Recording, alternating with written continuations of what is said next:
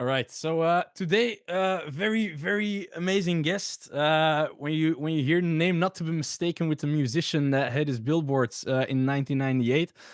He's a revenue machine. He's just someone that helps a lot of companies grow. That's where he is now as an entrepreneur, which is amazing. But he's had a very interesting career, going from engineer to product, and then marketing all of a sudden. Like a very very nice turnaround. Very welcome, Chris. Hello. Timmy, great to be here. Appreciate you having me on the show and really looking forward to going in with you. Let's do it. Yeah, man. First of all, how have you been, man? How's the weather? Things have been awesome. I about 2 weeks ago I decided to move from the suburb like in East Austin. And I had like a nice house there and a yard for my dog and things like that. And I decided to move to like a high-rise downtown apartment right in like the heart of Austin. And it's only been 2 weeks and it's like an entirely different vibe. And I'm really, really liking it. There's a lot of people around and you're meeting people and there's restaurants and there's things to do. And it just feels like a lot more my vibe. So I'm back living like the pure city life. And that has been really awesome for me. I'm working off of like my kitchen countertop right now. So I got like my monitor because I like to stand when I work. So, and I don't have a standing desk yet because it hasn't been delivered. So I'm working out in my kitchen, making stuff happen. But today I'm happy to be in the studio recording with you, and things are just going awesome. Austin is buzzing right when South by Southwest starts to kick around Austin, in Austin early is March. Texas, right? Austin is in Texas, yeah, and it is just buzzing. The weather gets better, so it's been like 80, 75 to 85. There's so many people coming in for the South by Southwest for like the tech events and the music and the all the stuff. So, yeah, great time to be in Austin and really loving it. How much of cultural differences because like with my last talks I've we had like some discussion about East versus West mindset wise. Where does like Texas Austin fit in that part? I don't really want to get political on this show, but I think it's not really about East. There is some vibes in East versus West, but I think it's really blue versus red, if I'm being honest. And Austin is like a great mix of everything. You got people that are coming in from Scottsdale and then California because their taxes are ridiculous. I came from Massachusetts because the Massachusetts taxes are ridiculous. Lots of people from New York are moving to Miami or to Austin or some place like that for weather and tax benefits and things like that. So I would say Austin has a nice mix of both. Okay, it's all about the money. It's just Taxes. it No. just got to be clear. Like as an entrepreneur, it's just fiscally irresponsible to live in California, to live in New York, to live in Massachusetts. If you're having a company, you're making millions of dollars, they're taxing you additional money as you make more. Massachusetts put a 4% millionaire tax in place in 2022. Those states are just pushing people that make a lot of money and pay all the tax out of their states, and that's been happening But since it's early it's it's COVID. freaking ludicrous, like, because, like, first of all, like, every employee you've got, you're paying tax on that. You're already paying, like, company tax, like, limited tax, I don't know what's it called and everything, and then they're also gonna tax you for owning shares on something. I mean, doesn't make sense. And then people are like, "Oh, you're an entrepreneur, you don't Yeah. get taxed." Man, if you see the amount of taxes that are here because of me, like Yeah, and if you just do the math, like any person listening to this, whether you're a W-2 employee, an entrepreneur, you own some big company and a bunch of shares, just like do the math over like a 5-year period of time about how much money. And there's a breaking point. I haven't done the exact math, but it's in the, several hundreds of thousands in income where like it just makes financial sense to be in a different place. And so that was partially my reason. The other reason was a lot like the weather and the vibe in Massachusetts. The only people that are moving to Massachusetts are people that are there to go to college. So there's not a big population influx and there's not a lot of stuff like that. Austin's almost the exact opposite. There's tons of population influx. And the weather, I was just like walking down the street in Boston in December 2021. It was like raining and like sleet and there was 40-mile-an-hour winds blowing all this stuff at your face as I walk my dog, and I'm just like, I'm done with this. I'm out of here for so many reasons. So yeah, it's been a great transition for me personally, and I would recommend for other people listening to this to consider it as well. Not okay, just very Austin, but there's a lot of options. nice, nice. Just no surfing, I guess. Yeah, not having the ocean is tough. Yeah, I understand. I understand. Man, you've had an interesting career. Like you started being as an engineer, bioengineering. Then you kind of moved to products, and then you ended up in growth, like literally like a little bit on accident, I guess. Talk to me a little bit through that. Like what happened there? How would you say your career progressed the way it did?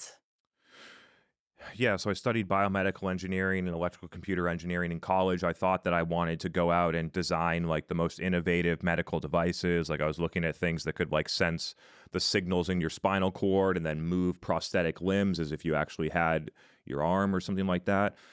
And that's what I was really interested in college. And I got into the business world, and I was actually like an engineer sitting in a lab writing code for 8 hours and testing stuff and talking to the other engineers and going to the engineering meetings. And I was like, this isn't me. I don't like this. And what I quickly recognized is I like the business aspect, and that having the underlying understanding of technology and systems and data and statistics just gives me a large advantage in business. And so I think the engineering degree was very valuable, even though I didn't directly use it for that long. And then got into product management. Product management is effectively being the CEO of a mini business inside of a company. So I was managing products. I was accountable to the revenue of those products. I was accountable to launching products, arming the sales team with data, helping the like sales enablement stuff, helping them close. Also thinking upstream, what new features should we build? How do we put a business case against this for engineering resources to be able to do this stuff? How should the company decide whether to invest in the product that I manage or the 5 other products that we have in the business? And that was like a crash course for 2 or 3 years of how to be a mini CEO. I think product management, when the role is designed properly, is an incredible learning experience and about being an executive and being a business leader. And then I just saw as I worked through the B2B companies that I worked at, I just saw this clear pattern about that buyers were going in this direction. They were researching online, they're using social networks, they're listening to podcasts, they're not doing a lot of the things where we spend all of our marketing and sales dollars on cold outreach and trade show All right, booths sorry, I'm and gonna stop you right there. It's yeah, super fascinating, and I really want to keep listening. But yeah, you're more into the what. Like, I'm more huh, interested in the why. yeah, I love that. Like the why. Like you said, like I was more drawn to the business side of things than to the hardcore engineering. Like what is it exactly that draws you so much to it?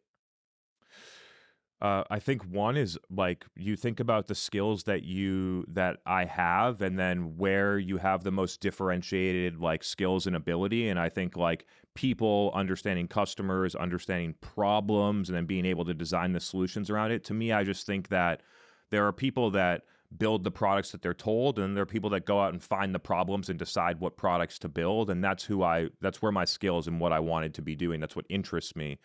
And I've basically done that over and over with my first company, the companies that I worked at as an employee, and then at Refine Labs, my first company, and now at Paceto again, I'm back on that exact same thing. I've seen a clear problem in the market. Most people out there don't recognize that it's a problem yet. I need to spend the time of 1, 2, 3 years to educate the market that there's a real problem. And then meanwhile, also be building the solution for that. And I've gone through that cycle a bunch of times. Back in 2019, when I started Refine Labs, this concept of lead gen to demand gen was totally not popular. Nobody was talking about it. Nobody was thinking about it. Marketing was about getting MQLs and leads. And over a 2 year period of time, it went from nobody caring about it, nobody knowing about it, to basically everyone in the market recognizing that there's a difference here and we need to think about marketing differently. And that is just a core, I think, skill and honestly a place where I get a lot of energy. I get a lot of energy of finding a new important problem and helping the market solve it. Okay, so it's about new. It's about creation, really. There. Um, Creation, 100%. I also learned about myself through like a lot of the progression so far that I love being the entrepreneur. In business, you can be an entrepreneur, an executive, or an owner. And I learned through the past 5 years of running companies that I love being the entrepreneur, and I am very good at being the owner. And I don't have a lot of interest in being the executive at 100, 500,000 person company. It doesn't fit That's where that's my super skills that's sup lie. that's Yeah, it's super super interesting, interesting. because, like, if I'm correct, and correct me if I'm wrong, in April 2019, you founded Refine Labs, Hmm. and before that, you've had a career as an employee till then. Hmm. Like, what was it that made you be like, "Hey, I'm better than this, or I'm supposed to do more in life? Like, what made you do the switch from being an employee to like, hey, let's go and rumble? Yeah, it wasn't even like that. It was that I worked for a Series A company leading their marketing team. And in January of 2019, they asked me to resign, and the CEO came over to me during that process and said, "You would make a great consultant. I think you should try it." Through the severance and some of the cash reserves that I had about a 3, 4 month runway, and decided to take it on, starting with one $100 an hour contract. And then over time, started to see people enjoy my message. People enjoy working with me in this capacity. I'm making a big impact for companies. And so I didn't have some grand plan going into it, like, fuck the man, I don't want to be an employee anymore. I'm going to go and do this on my own. I just sort of tried it for a little while and then quickly found almost like the realization that, hey, I can do this. Hey, I have a lot of skills that people need. Hey, I can get people interested in working with me. I can do this. And I almost needed to prove it out to myself during that little time. And then from there, it was like away you go. I think as an entrepreneur, once you get that little taste of like, hey, I don't need a paycheck. I know how to make money on my own. I can do it repeatably. Then away you go. But that little gap there, many people never that are have entrepreneurial tendencies never make that jump, never get that little spark to say, hey, I can do this on my own. And I was lucky to be put in a position where I got to figure that out for myself in 2019. Okay, so if I understood correctly, with you, it was more a little bit like you're back against the wall kind of thing, and someone pointing out like, "Hey, try that way because I think it might suit you," and you were like, "Hey, yeah, why not?" Yeah, and then I was going through because I was at the same time thinking about applying to new jobs. Why don't I just go get another head of marketing role somewhere, like this company didn't get it, but maybe another company that I work for will. And I would go through the process of like reading the job description and like thinking about creating the application or writing the cover letter. And I was like, I don't even have the energy to do this. I do not want to go back and do this thing again at another venture funded company. It's just like most people are just totally set up to fail in those environments, especially in the early stages. And I just didn't want to do it. And so that, like, doing that and seeing, hey, like, I don't even have the energy to apply for this job because I know it's not me and I know I don't want it, gave me a little bit more of a boost to continue to try this. But then after like 2, 3 months, I had 4 or 5 customers. I was making 25,000 or more a month. I had replaced my income that I made as a head of marketing and more. I was working half, 20, 25 hours a week instead of 50 or 60. I had like a really good thing going. And then once you have that base and you have that confidence, then a couple of months later, I was like, okay, I'm going to go for it. I'm going to start to hire employees. I'm going to think about like growing a real company here. Okay. And it's, yeah, there's an evolution and a learning along the way. People look at people like me or entrepreneurs and think they had it figured out the whole way. Like I had a vision for what I wanted it to be. I had an idea. But the micro steps that you take, you make failures every day. You make mistakes every day. You learn stuff new every day, and it's a process. And then as you get that experience, oftentimes you just are able to, like, I'm starting my second company now. We're like 3 months in. And the first year of this company is just going to be significantly fast tracked because I've already done it. I've already made all the mistakes. So I know what are the things we need to do? What are the things that are important? When do we think about hiring? What financial models are we going to use? What contractors and people? You have all those details figured out. So then you can just go and solve the market problem. Yeah. I was in a networking event recently, also like a little bit like peer learning and everything.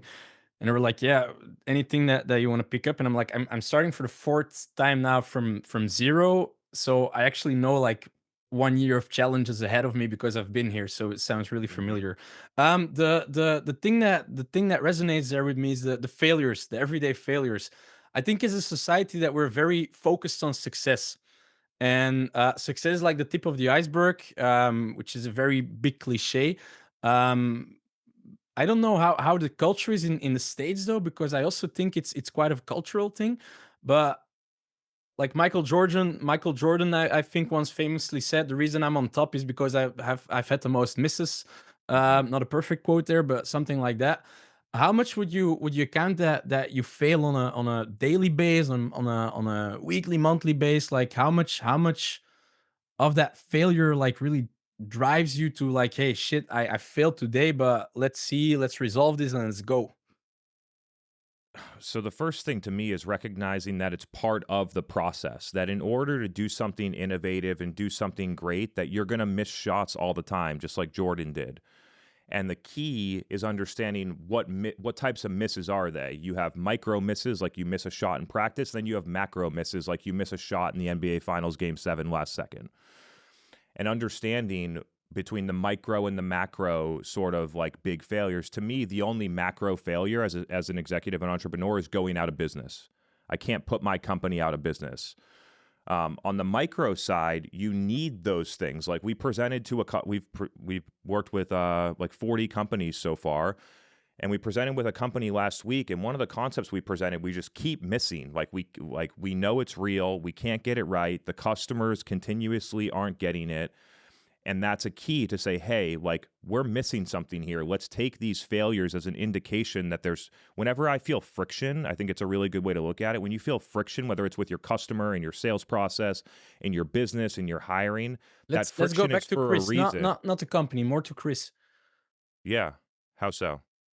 So like with customers and everything, that's from a business perspective. But Yeah. I'm looking more into like your mindset about it and more away from the customers, if that makes sense.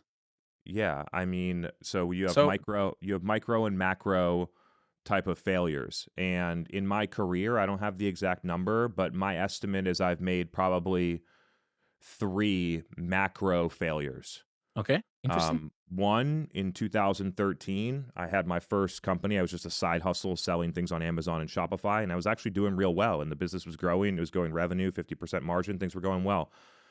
And I made a couple of issues with cash flow, and I made a couple of poor like decisions financially, and I couldn't make my next inventory buy, and so the company just went out of business. I couldn't put up 50 grand to get the inventory and then wait 3 to 6 months for it to be on a boat for me to actually sell it. I didn't have the cash flow, and the thing didn't lose a ton of money. I just went out of business. That's a huge failure. And the next one that I made was in 2021 through 2023, which was trying to build a software company in an agency. And by far the largest mistake of my career as I reflect. If you read any historical business book, it'll tell you, hey, if you're like, keep the current business running, and if you got something new, go put it on the side and build it on the side. And we kept trying, this is me, I kept trying to transform an agency into a software company. And as I reflect, like, it was the largest mistake of my career by far. It decreased the enterprise value of my company. A lot of great people eventually departed my company. Certain customers departed my company. And I had a lot of friction with my business partner, all because of the idea that we had the wrong business strategy.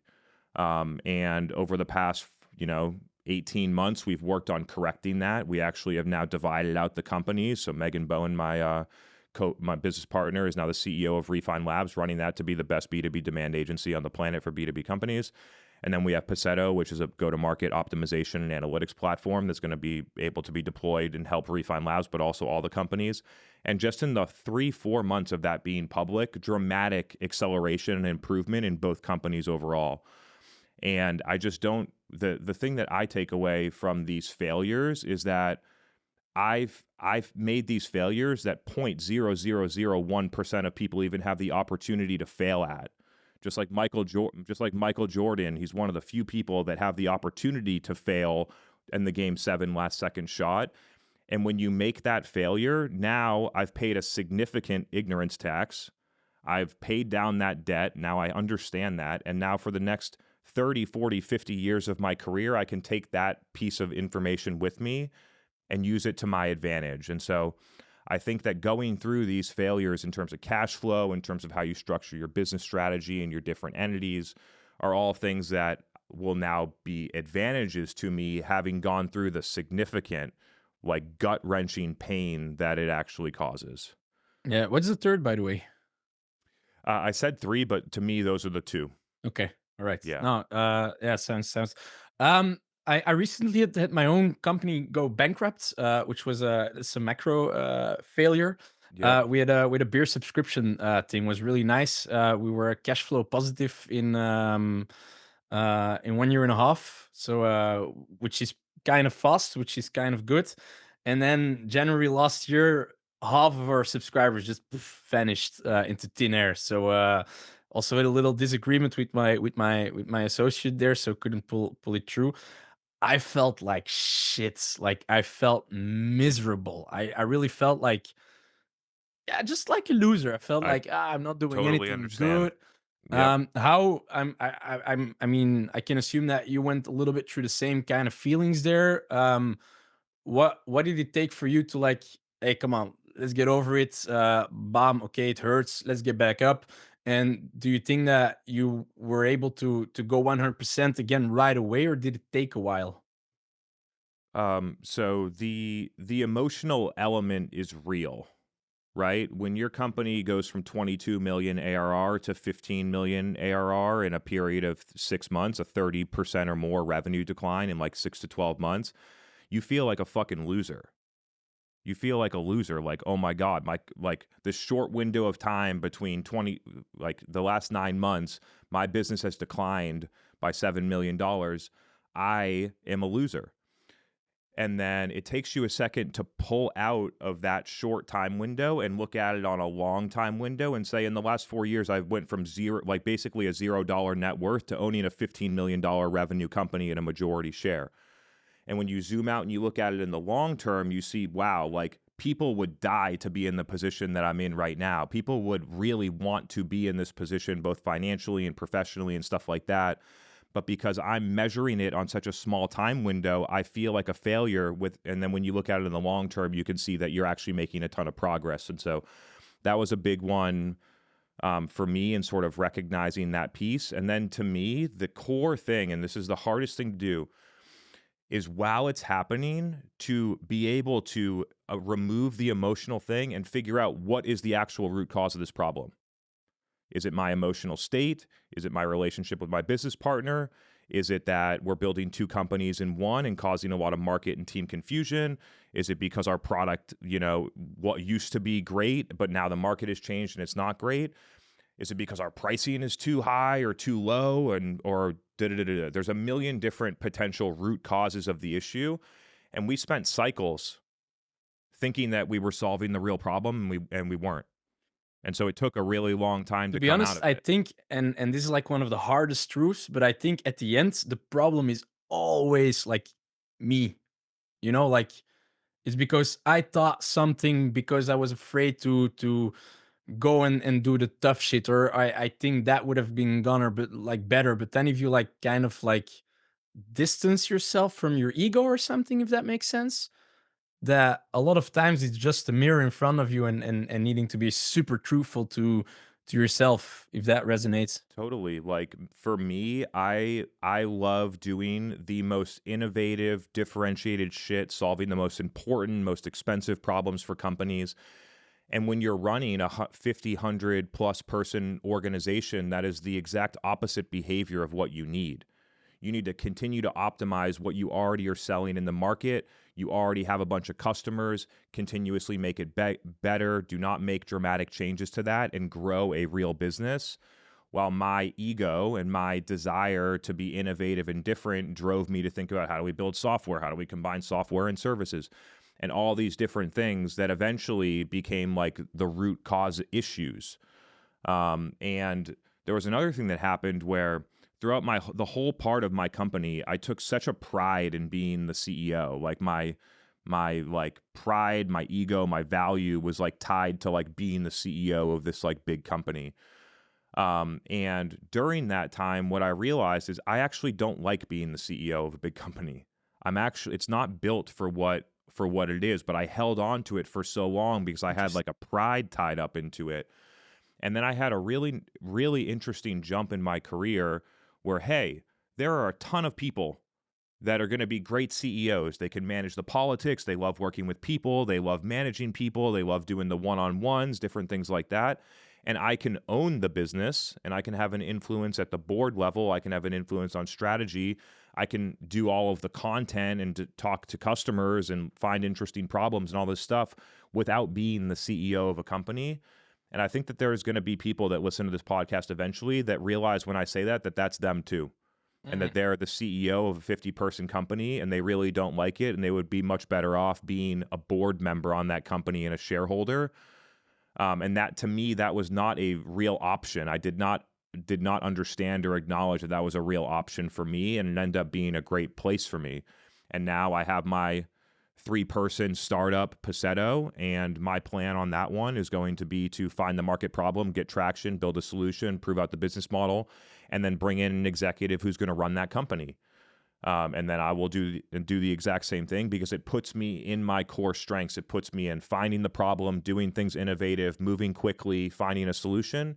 And then on the strength of strategy and evangelism and driving, business growth and, M&A strategy and stuff like that as the owner, and taking those 2 roles that I love and I get a ton of energy from, and cutting out everything in the middle, I think is going to be one of the best learnings in my career.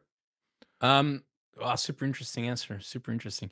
So I'm very fascinated by the notion of success. Like success is there's so many facets. I think for success, one you've got like the society view on success, which is like those very CEO roles and those kind of like you've got vanity metrics, you've got vanity roles in life and everything, and society kind of pushes you to there.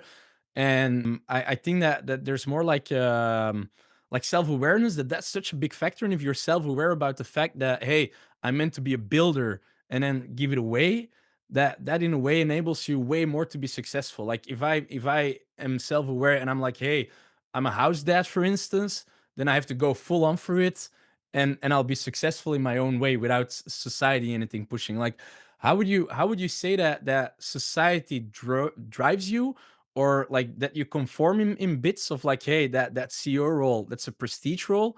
Do Is that a little bit recognizable, you'd say, or would you say like, hey, I really don't give a shit about all of that and I just do me? I think it's a continual path and evolution as a professional. And so at the beginning of my career, when I was 22, I basically was full conformist.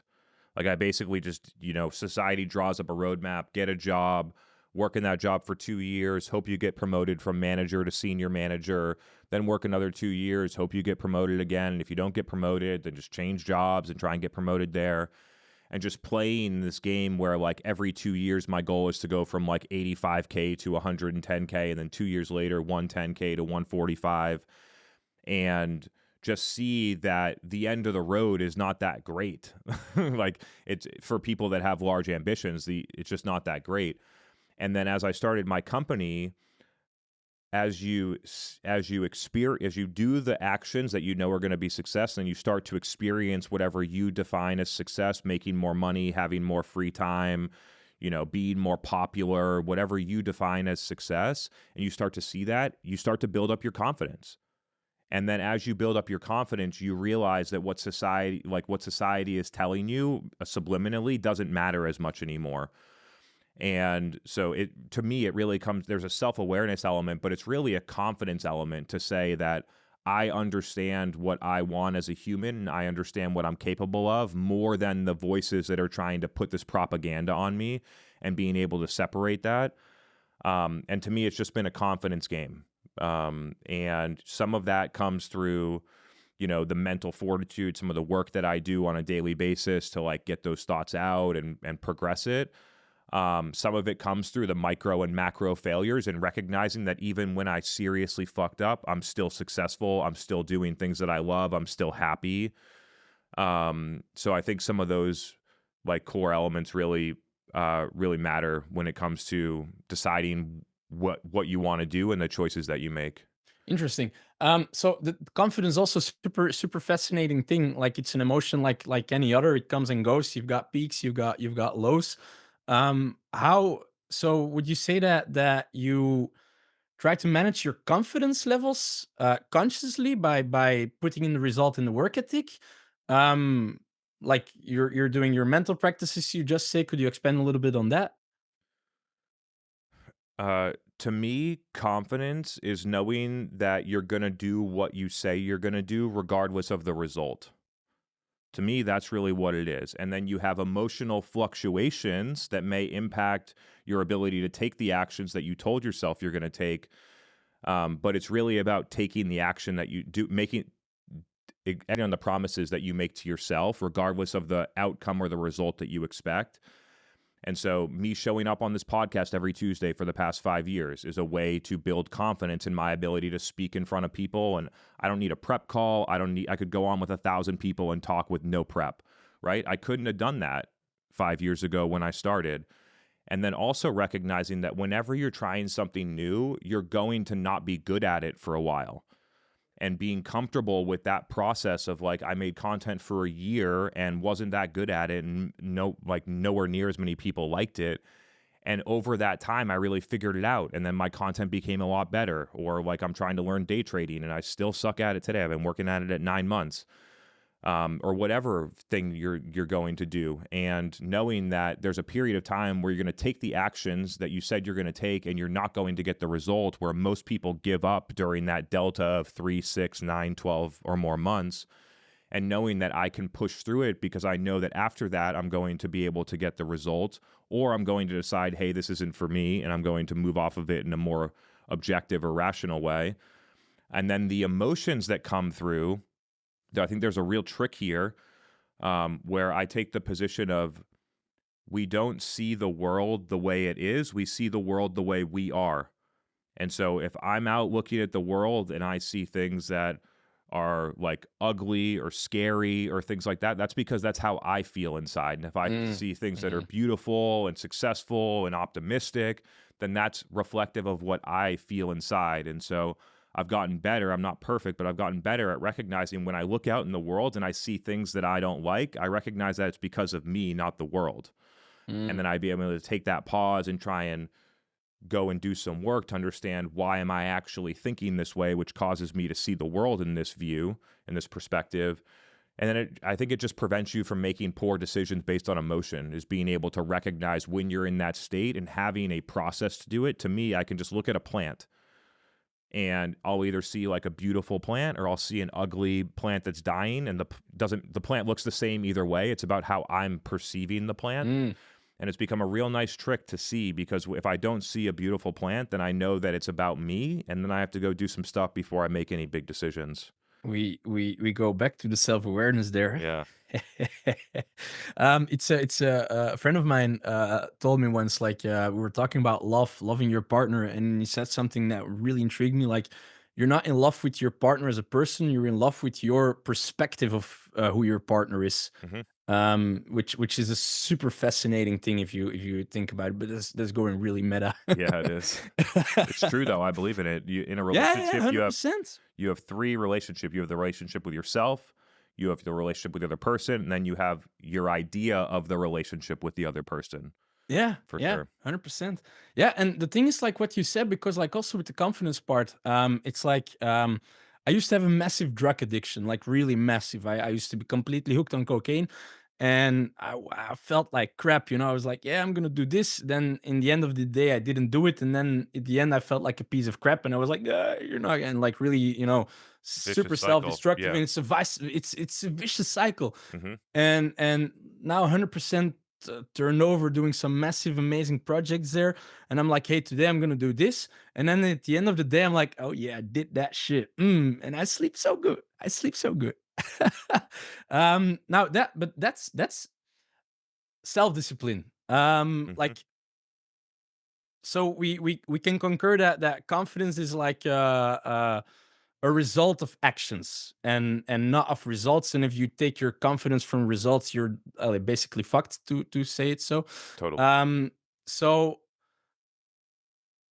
where do you get your self-discipline from, to be like, and I'm gonna frame the question a little bit more. I think you've got a not normal work ethic. The reason why I say this is, in April 2020, you started the Demand Gen podcast, until September 2022, 327 episodes. That's 11.28 episodes per month. That's hmm like a lot. Then you start September 2022 Revenue Vitals, 153 episodes.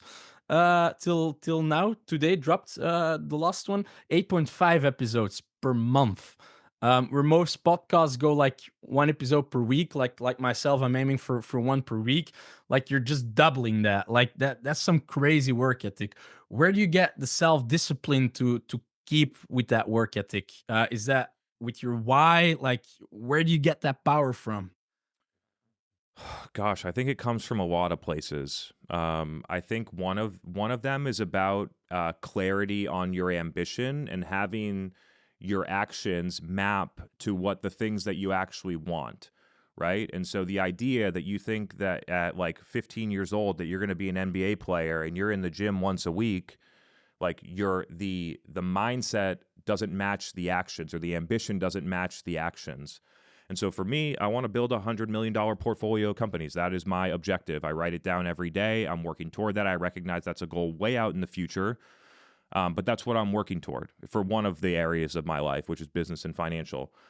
And to understand that 0.000000001% of people will ever get to that number, that my actions need to be 0.0000001% as well. And so having that recognition allows me to go to the gym at the earliest time available every single day, 7 days a week. And most people are like, oh, you need a day off. You need to relax. And the reality is, no, I don't. You need a day off. But for me, I like the idea of getting up early in the morning because it makes me go to sleep earlier. I like the idea of getting up early because it means that I'm not going to be drinking alcohol the night before. I like getting up early and going to the gym because I put wins on the board for myself. I feel more confident. I have more energy. So I don't want to take a day off from that. I want to feel like that every day.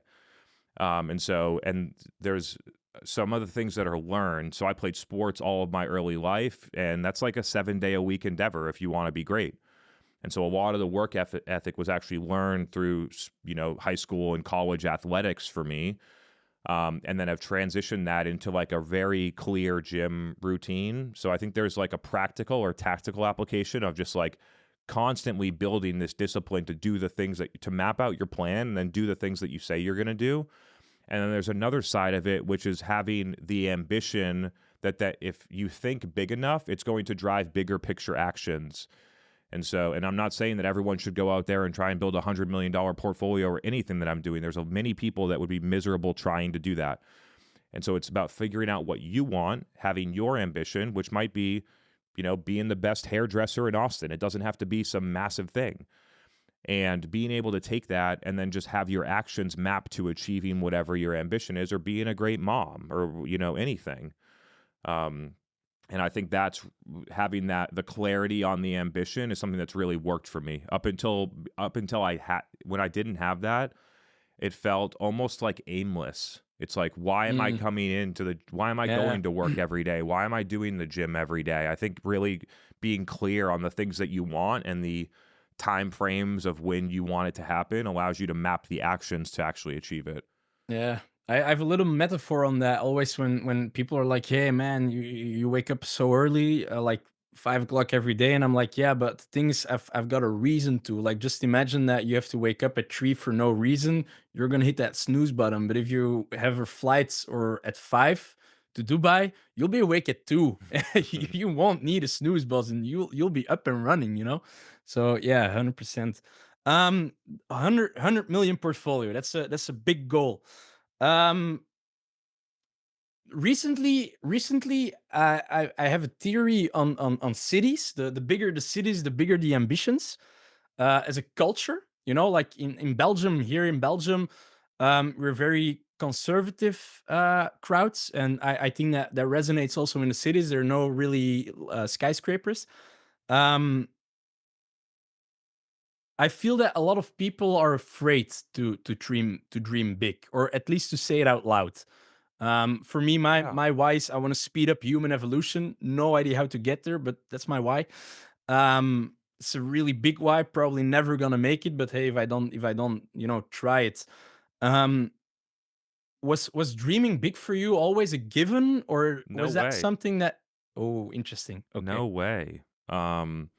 It like when I started my first company and I got that first spark of, hey, I can do this, was when the first time I started. But to me, back in the day, dream big meant I'm going to build a company that does 1 million in revenue.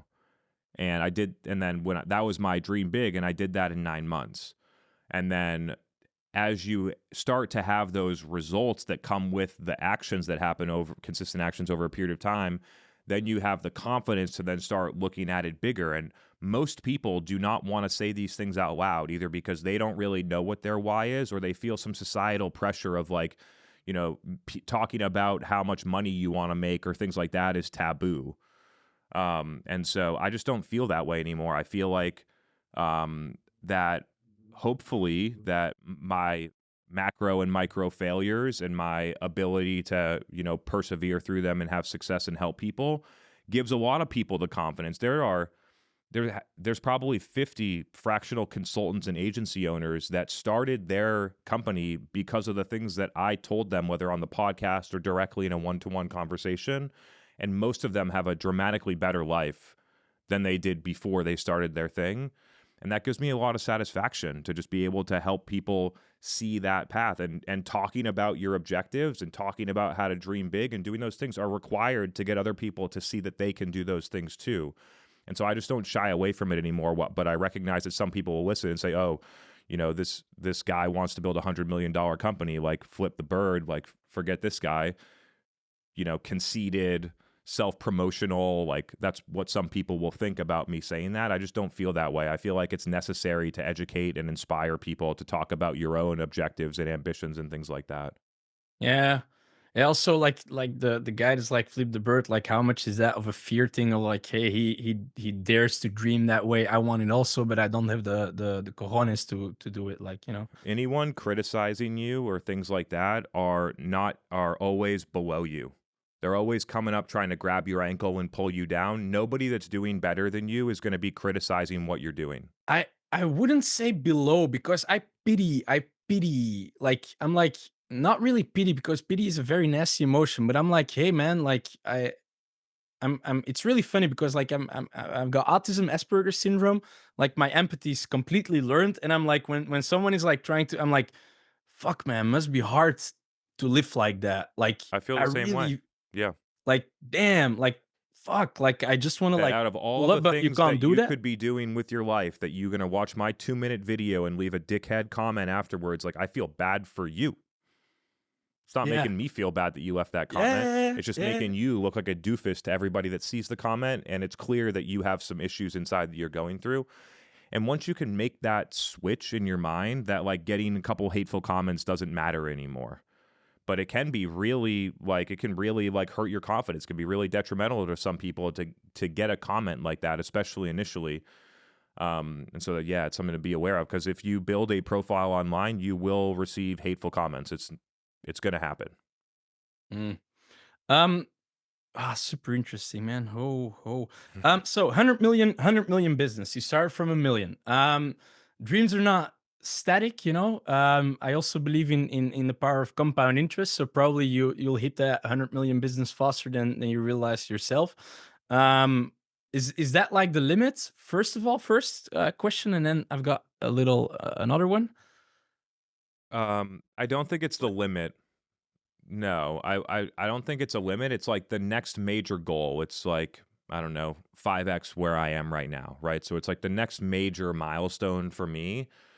If you do out the math, obviously, like that amount of money, you're good, like total financial security, stuff like that. Then you can really start to move into what are the things that interest me, what are the causes that I care about, what are where are the roles and positions? Do I want to start to buy companies instead of build them? Do I want to partner with these like founders and people that do that? And it just opens up a different level of playing the game that I think is interesting. And whether it's 50 or 100 or 200, like those numbers are arbitrary, right? 100 million is the most arbitrary target out there. And so just recognizing that, but to me, that's like when you set the goals of where you're going, I think setting the goals at 5, 10, 20x where you are right now creates the thinking that'll actually get there. And so there's a big difference between trying to take your portfolio from like, I don't know the valuation, so let's just throw it out there. It's $25 million portfolio right now. And my goal is to get it to 27 million. Then the actions that I take are going to be very micro, are going to be very tactical. It's, you're trying to grow 2%, 10%. But if you're trying to get to 100 million, then you have 400% growth, and the thinking and the actions and the people that you hire and the moves that you make are very different to achieve the outcome. And so always expanding the goal and expanding the time horizon to the goal, I think creates a lot of better behaviors in the short term. Okay. And then my follow-up question, would you say that money is the goal, or is it more of a quantification of your skill sets and like and the things that you want to do with it? Or for you, is it really the goal itself? Money is just the scoreboard of business. That's just what it is, right? And so in the NBA, you can talk about, the most points, you can talk about the most rebounds, the most MVP awards, the most titles, right? In business, it's really like revenue and valuation, enterprise value become two of the key uh, bits of data on the scoreboard as a way to benchmark your performance and set targets and different things like that. And so to me, it's not really about the number or the money. It's about like it's the same as saying I want to win 5 Super Bowls. To me, that's how I look at it. And when you think about your career in business, and so when you flip it and start to think about it as more of just the scoreboard than the actual goal, it just sort of allows you to pace your performance. But on a micro level, the people that you hire, the strategic choices that you make, the investments that you make, how you set up your business structures, like all of those actions are the things that actually, it's like shooting the ball or passing or rebounding. Those choices are the actions that you take in the game. And then the number of 100 million just becomes the scoreboard of whether or not you quote unquote won the game or not. Okay. So if that's the scoreboard, then what's the reason behind it? Why do you want to get that score? What is it that's driving you? What is it that's pushing you? So part of it is financial, naturally. Like any entrepreneur that says they don't want money is lying to you. Bullshit. Yeah. Like so part of it is money. I think part of it is also the like culmination and like the realization of setting a very large goal and then achieving it. I think it's the same thing to me where I am right now and having that objective of a 9-year-old saying I want to play in the NBA or I want to win an NBA title. That's like where, and then because you have that and you know your why, waking up is easy, practicing is easy, you enjoy all of those things along the way. And so what I found is having the goal is nice, but enjoying the process is better. Hitting the goal is nice, but the steps that you make along the way and the person that you become and the people that you help be successful or give opportunities to or learn things about, those are the steps. Making customers happy or making a big impact to a customer, those are the steps that in the process that make it really worth it.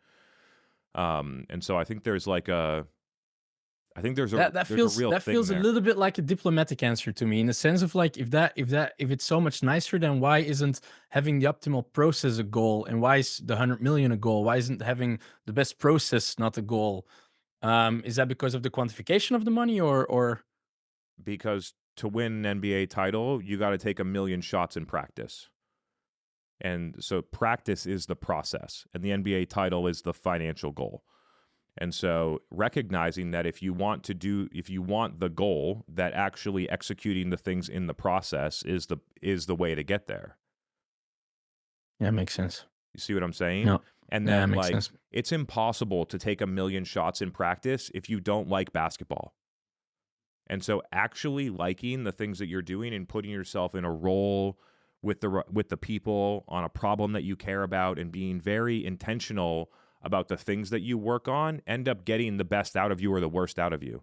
Everyone listening can think of one thing that they worked on that they didn't like and how it felt. And they can Mm, think about one time where they were so fired up, they loved going into work, they loved the people they worked with, they were excited about the problem, and they delivered 10, 100x more on that thing because they put themselves in a position that was very conducive to their skills and interests. And so I think just being very intentional about that part of it can be really helpful as well. I've been in a lot of roles where I didn't like it and I didn't have the energy, and they got 10% of what I could actually do. yeah, makes sense. Makes sense. So like the rat race in a little bit. Huh? Sorry? It's a little bit like the rat race, but I also really truly believe that in that regard, like We're very lucky people to really know what we want to do.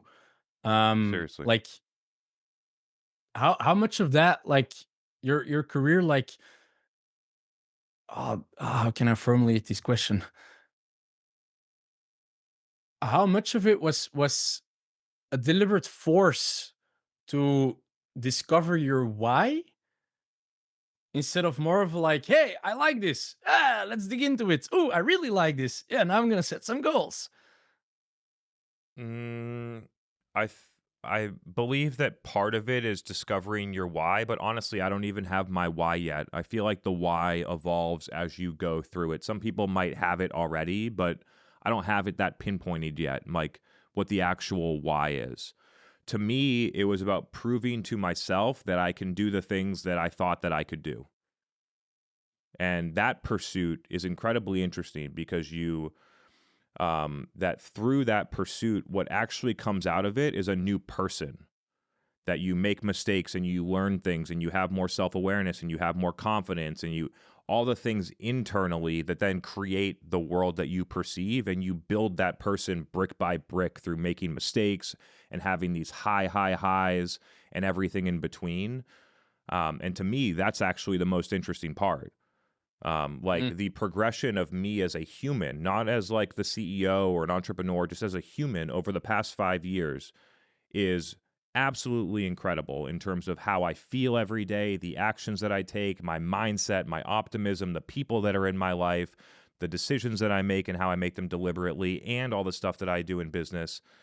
All of that has been created through my entrepreneurial journey. And the byproduct ends up being me. And I think that is actually like a real unlock for people. mm. It reminds me of I saw a drawing. I don't remember in which book. I don't know if it's Stephen Covey or I don't remember. It's like the current situation, desired situation, and then you've got current you, required you, and then in between is the gap. And the mission is just like, because like all the external factors that you can't control, the mission is like to get the gap filled in and to For you. get like that way to, so that really like that resonated really in the answer. Any things that you would like tell Chris, like 22-year-old Chris, when your career started, like are there things that you would say like, hey man, do this differently, or maybe try that, like any takes for young Chris? So I've taken a real belief, and this isn't fluff, this is real, that everything that happened to me in the order and time that they happened in is exactly how it's supposed to go. And so I don't look back and say, hey, like at 22, I wish I knew these five things and I would have started my first company at 23. The reality was I wasn't ready to build a winning large company at 23. And if I went back and wished that, maybe I did start that company and it worked a little well. And then something else happened. I had to take a flight and then that plane crashed and I died. And so I never go back and wish that something in my life changed or I did something different, because all of it, and mostly the painful, shitty, bad things, are all the things that then created all of the great things that have happened in my life. They become catalysts for things that are great. And I can pinpoint a couple of those times in my brain. And so I take that belief like wholeheartedly. But for the listeners and the people thinking that may be able to get some value out of my experience, I think that if you're thinking about like going on the entrepreneurial thing, do it as soon as possible and do not have a backup plan. Like, do not take your job and say, okay, I'm going to have this job and I'm going to do this. I'm going to be an entrepreneur as a side hustle for 5 hours a week. You either have to be all in on entrepreneurship or you should be all out and be an entrepreneur or just be an employee. Um, and if you do feel that and have that, like I started two companies as a side hustle and neither of them really took off. And the reality was it was because I had a safety net in my job and the income was going to come there. So even if that company failed, which both of them kind of did, that it didn't matter. And I think having your back against the wall and being fully committed to the decision that you make, not 5% in and then 95% in your job, becomes a massive catalyst for you getting the spark to figure out that, hey, I can do this. I can make 20K a month in my business. I don't need a job anymore. Oh, now I'm at 20K. I can figure out how to get to 50. I can figure out how to get to 100. And so if you're thinking about it, putting yourself in a position to get that spark, to realize that you can really do it, I think taking, people have situations and kids, and so, take this advice with a grain of salt, but trying to figure out how to put yourself in a position with for 3 to 6 months that you can really prove to yourself that you can do it and not put yourself in a real tough financial spot, I think is like the number one advice that I would give to people.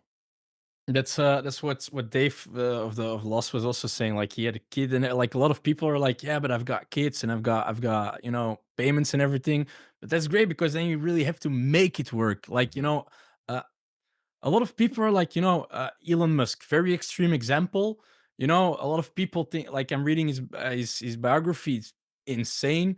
And yeah, there is a part luck in there, but the reason he's got that luck is because he's making that luck. If that makes sense. It's You 100. know? Yeah, making the luck means putting yourself in the positions over time to be lucky, to have good things happen to you because you're in that position.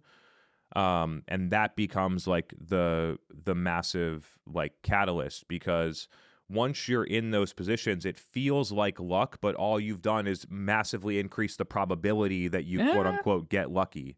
You yeah. control It's luck. just freaking statistics, man. Yes, Like everything exactly. in life is just like yeah. This is my autistic brain, but I'm like really seeing more ones and zeros.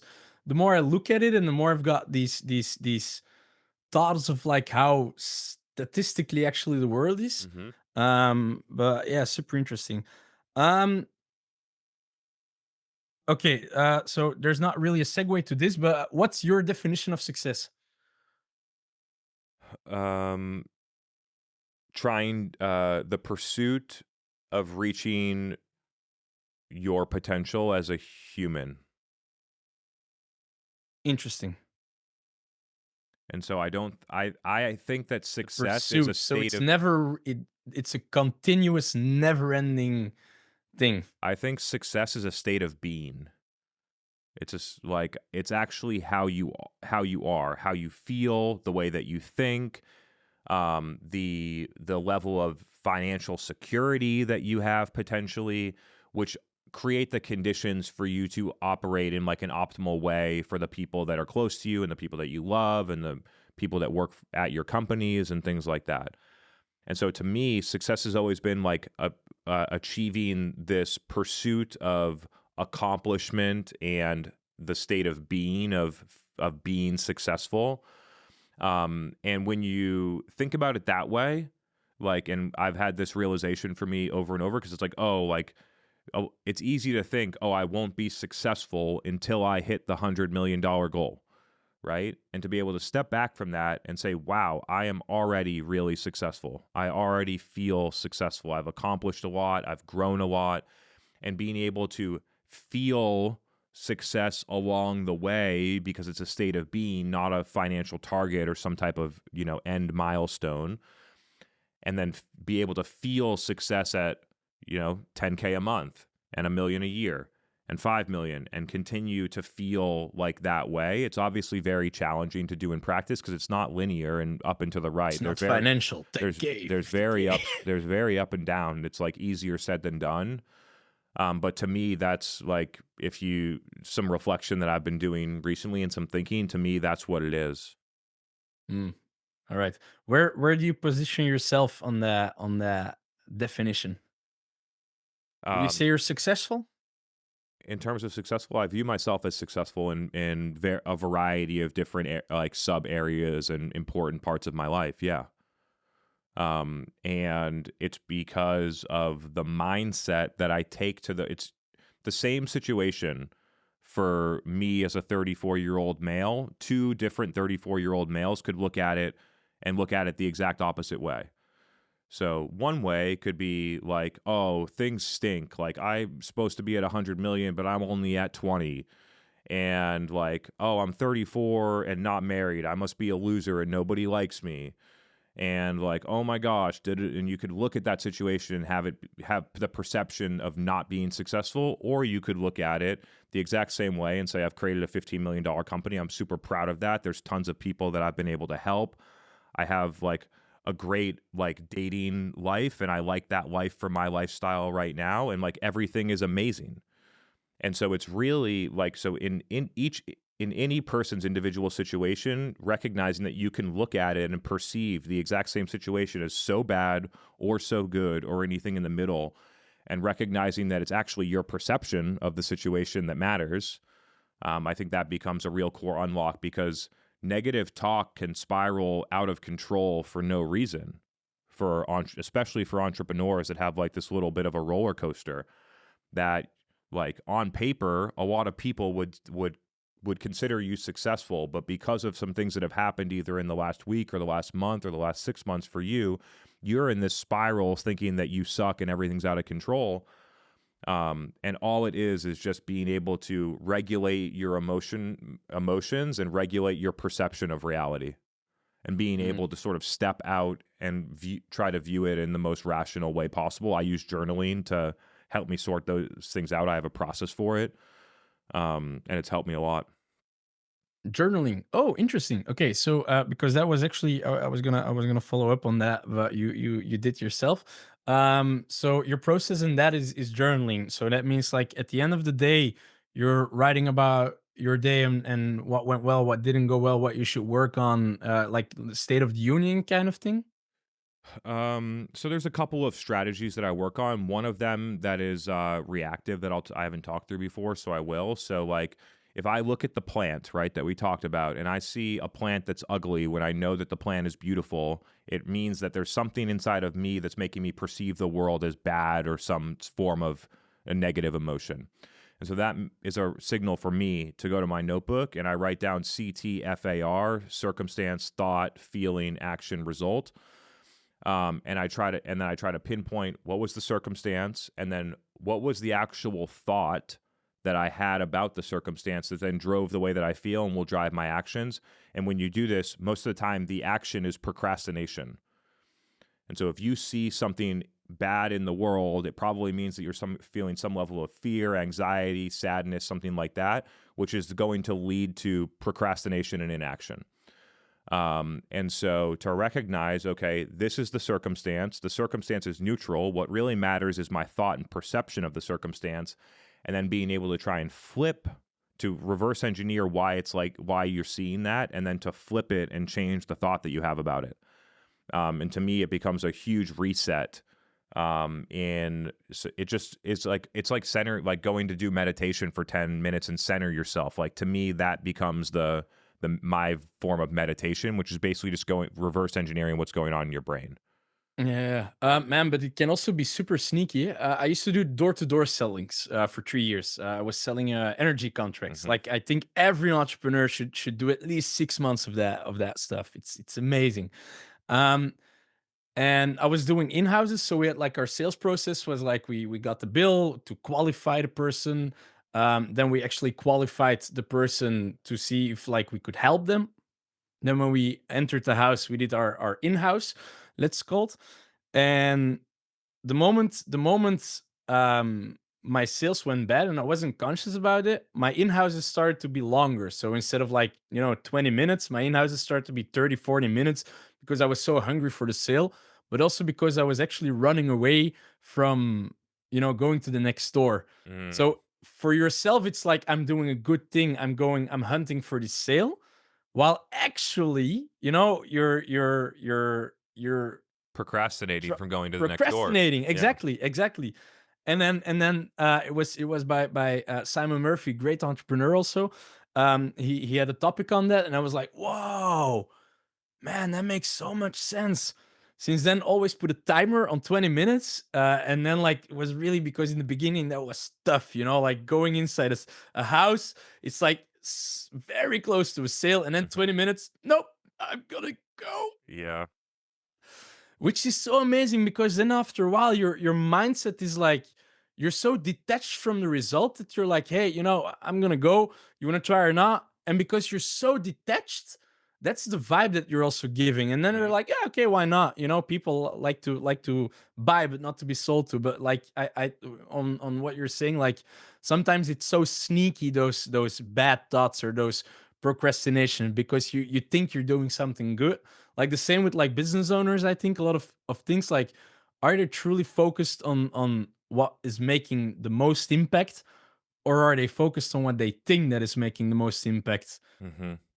If that makes sense? Yeah, I mean, just on the sales point, the way to close the most deals is to not need the sale. It changes everything about how you approach everything inside of the sales process. Your demeanor, how you think about next steps, and things like that. It almost like because you don't need it, it changes how you do, and it like pulls people through. Yeah, it's like And subconscious. The it's level of subconscious communication is uh-huh. so is. I really feel that so much more communication happens subconsciously than Through consciously. energy. Yeah. Yeah, yeah, yeah, yeah, true, and not like not like some hippie mumbo jumbo, Yeah, like, no. uh, but like true, like People could feel just it. People could, outside yeah, of the verbal things that you're saying, people can feel how you're communicating and can like subconsciously feel how, sort of how you feel inside. yeah, yeah, Yeah, it's an interesting thing. I think that we'll start to figure out a lot more about like the metaphysics and the energy side of it, but we're still pretty early there. yeah, yeah, and also because the Chinese, like old school Chinese, were doing that like so many years before, so. But yeah, that's a whole different story. We'll need a different podcast for that one. Yeah, I'll wear exactly. my tie-dye shirt and we could talk hippie shit. And then we can go surfing in the end with some yoga. Yeah. All right, awesome. I'm starting to be at the end of the questions. I've got one or two more. One any persons that you got influenced by that you were like, hey, um not necessarily put on a pedestal or put on a pedestal, also good, like people that are like, hey, I know the talking head stuff on LinkedIn you've got from a couple of Morgan, I think, if I'm not mistaken, which is nice. Like I any think I kind of pioneered the talking head video on LinkedIn, if I'm being honest. oh I didn't take that from oh anybody. okay, okay, okay. But anyway, to answer your question directly, I truly believe that like certain things happen for a reason. In 2017 in December, I was visiting Turks and Caicos, and on the airport way back, I was standing in the line to get into the airport, and I look, and this like black SUV pulled up, and there was this guy that was wearing a beanie in Turks and Caicos, and it's like, who the fuck would be wearing a beanie? It's 85 degrees outside. That's got to be Gary Vee. And so it was like Gary Vee was there. Like he came up and we talked for like 5 minutes. And to me, that was like the catalyst for me starting the real entrepreneurial journey. So I think that, some people like Gary and some of the things that he says, other people don't. But I think for like inspiring on people to take on entrepreneurial, he's one of the best. And for that This specific is part of it, this I is thought it was me really trying to useful. get Gary Vee on my podcast. Ha ha ha. No, no, no, no, no. Yeah, I get that. Not even Um, answering. He's like, I need to keep trying. and it was just total chance. Like, what are the odds that we're going to be on the same island at the same airport on the same day for no reason? It was just like it was a moment for me. And so I think that was a real catalyst for me really starting to take it seriously in the approach of like, hey, I want to run and own companies. I don't want to work for somebody else forever. And then it took me another 18 months from that point to starting my first company, where I had to do some work on the financial side and experience and put myself in the right position. Yeah, man. All right. Awesome. Awesome. And segue to that, like, do you have any like that's like an influence is more of a distant source? Do you have any mentors like a little bit closer by that you're like asking advice to, that you're like, like in sports it's so common to have a coach. Do you have that on a business level or on like personal level or whatever? Might be therapists, might be whatever. Yeah, probably not enough, if I'm being honest. Like, I use a lot of the journaling and things like that, I think, as a surrogate, because there's not that many people that play the game at my level or above. There's a guy named there's a guy That's named Jeremy Haynes that has been like a coach mentor for me for the past year, and a lot of the strategic moves that I've made in terms of promoting my business partner to CEO, thinking about myself more as an owner, having a variety of companies instead of trying to jam all of my ideas into one company. He was a real catalyst for a lot of the moves that I made starting back in like the third quarter of last year, and then it took some time to actually play it out. And he's got a really successful agency and several other companies, and has really interesting business models and thoughts. And so he's been a real coach and mentor for me over the past year in making a couple of these moves. So actually, now that you press me for it, I do have a coach named Jeremy, and he's awesome. Okay. Nice, man. Hell, super interesting talk. Yeah, this was fun. Very, very layered person, if you ask me. Yeah, man. I was happy for this. So I'm gonna end with one last note. Chris, it was nice to meet you. Great to meet you as well, man. Love the style of the interview and things like that. We went in a lot of places that I've never talked about publicly, which I thought was cool. I hope some people that listen to the podcast enjoy some of these thoughts. Yeah, really appreciate you having me on the show. That reminds me, I'm so new at this, guys. Go down, bell, subscribe, all of those things. Go and hit those buttons. Go. Jam the buttons. All right, hit the buttons. Bye.